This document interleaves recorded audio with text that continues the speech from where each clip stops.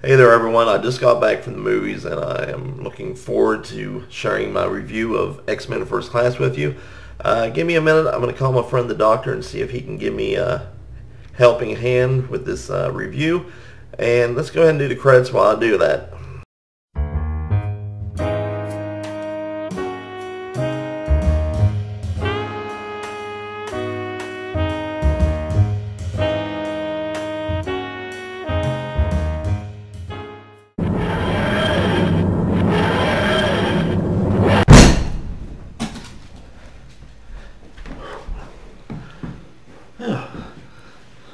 Welcome back everyone. Looks like my friend the doctor got me to exactly where I wanted back in the 1960s. Little ambiance going on, fireplace.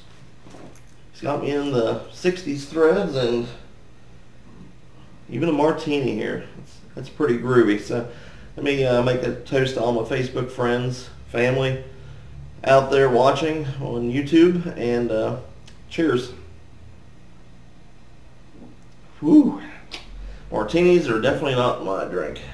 I'll stick with my sodas and flavored coffees. But today we are going to do our review on X-Men First Class, which is a prequel to all the other X-Men movies that have come out over the past few years, which I'm a fan of. I've liked some more than others, but I think that everyone else has that same issue with these movies. Some of them are really good, some of them they weren't happy with because too many characters, not enough development. But, you know, to each their own.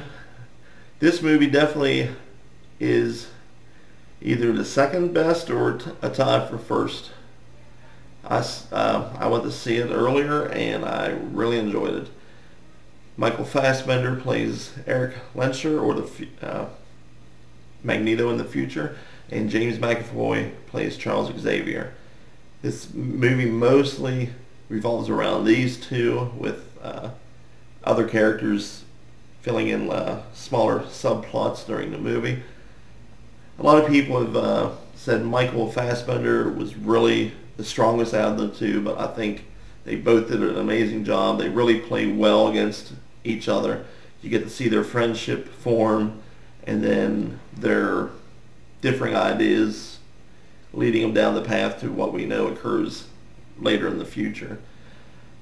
Some of the other characters, well, Kevin Bacon playing the bad guy in this movie, I think he did an awesome job. A few other people have said he's kind of a weak enemy or bad guy in a movie, but I really think he did well. You know, you can't always have like these, I don't know, menacing, large bad guys. Sometimes even the skinnier guys like Kevin Bacon can give a little bit of foreboding and menace to their characters. And he kind of made it fun. You know, this is set in the 60s. It was a little more, I don't know, characters are a little more fun going. You know, saying groovy and all that. I mean, everyone's seen Austin Powers movies and stuff. I know that's a little bit over the top. They tried to keep this movie a little more grounded to what was going on in the 60s. I was born in 68, so other than reading books and seeing stuff on television, I don't know too much about it myself, but I think they did pretty well staying with the styles of the time and with how people would react and talk during this time period. Some of the other people, January Jones played Emma Frost. I've never seen her in anything else. I know she's in, I think, the show Mad Men, and I never hear any complaints about her there. A lot of people complain that she was kind of wooden in this movie, or just kind of flat. Maybe that's how the character was supposedly to be written. Her name's Emma Frost. Maybe she was supposed to play kind of icy.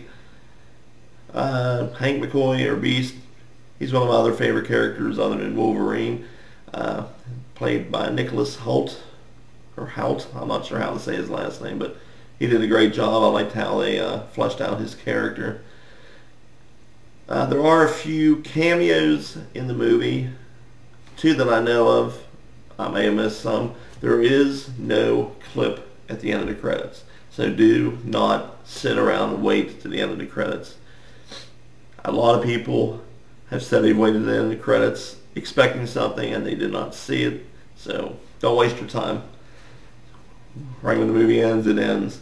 The director, Matthew Vaughn, has done some other movies that I've really liked. Kick-Ass and Layer Cake with Daniel Craig. And this movie, Stardust, had Michelle Pfeiffer and Robert De Niro. It's kind of a goofy movie, but to see Robert De Niro dancing in a tutu is definitely worth watching it. So if you can find it on Netflix or a Redbox or Blockbuster DVD machine, rent it.